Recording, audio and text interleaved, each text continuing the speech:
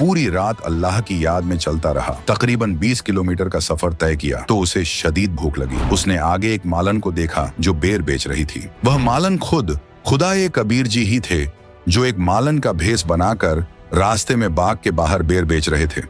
सुल्तान मालन के पास गया और उनसे बैरों का भाव पूछा तो मालन ने बताया कि एक आने के सेर 1 रुपये में 16 आने होते थे। एक सेर यानी 1 किलोग्राम। सुल्तान के पास आना नहीं था। उसने जो जूती पहन रखी थी उन दोनों की कीमत उस समय 2.5 लाख रुपये थी। ऊपर हीरे पन्ने जड़े थे। सुल्तान ने कहा कि मेरे पास 1 आना या रुपया नहीं है, ये जूती हैं, इनकी कीमत 2.5 लाख रुपये है, ये दोनों ले लो, मुझे भूख लगी है, 1 सेर बेर तोल दो। मालन 1 सेर बेर तोलकर इब्राहिम के शॉल के पल्ले में डालने लगी तो एक बेर नीचे गिर गया। उस बेर को उठाने के लिए मालन ने भी हाथ बढ़ाया और इब्राहिम ने भी मालन के हाथ से बेर छीनना चाहा। दोनों अपना बेर होने का दावा करने लगे।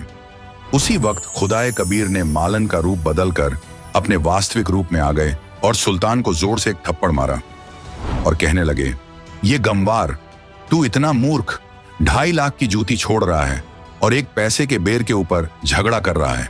ये कैसा त्याग है तेरा? जा वापस कर ले अपना राज। खुदाए कबीर ने कहा कि हे प्यारी आत्मा, घर के त्याग देने से कुछ नहीं होता, हृदय से त्याग मिट्टी समझ इसको।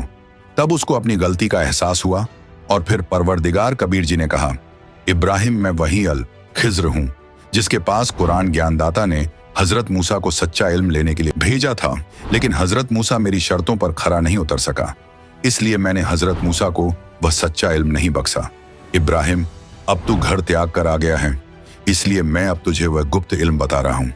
नाजरीन गौर फरमाइएगा, चूंकि सुल्तान इब्राहिम मुस्लिम था, वो इस बात से बिल्कुल वाकिफ था कि पाक कुरान शरीफ में इस वाक़े का साफ तौर पर जिक्र मिलता है। सूरतुल कहफ 18 आयत नंबर 60 से 68 में इसी तरह का एक किस्सा बयान किया गया है, जहां हजरत मूसा अलैहिस्सलाम की मुलाकात हजरत अल खिज्र अलैहिस्सलाम से होती है।